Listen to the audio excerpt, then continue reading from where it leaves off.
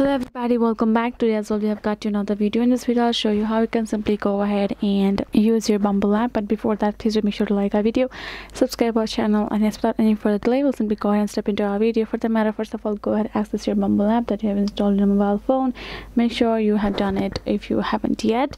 Afterwards, the first step would be definitely for you to access your account. You can simply go ahead, tap on your login information if you have already saved it in your mobile phone. Otherwise, you have to create your account. Regarding that, we have already made a video and uploaded in our channel.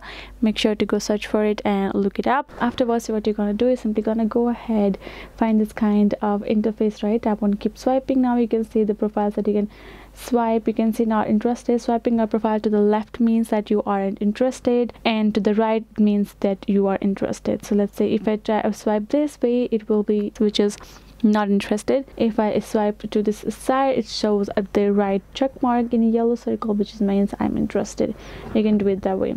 If you go to this diamond icon, which gives you best bees, so you can go ahead and tap on your see your best bees. This will be the best options for you that they will suggest you according to your requirements and your personality traits that you have added while creating your account itself. Go to profile icon, you can see all of your profile details. You can go to settings option, change all of this. You can log out and delete from over here your account, and then go to heart section. This here you will see the people that are interested in you have swiped you right, the person you are interested on.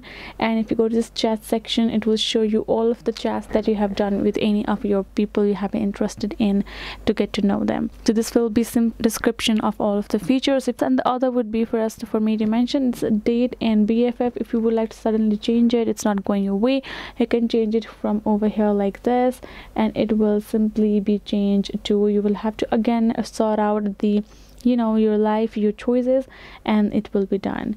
So that would be it, guys. Hope this video was helpful to you all. Thank you so much for watching, and I'll see you guys in our next video.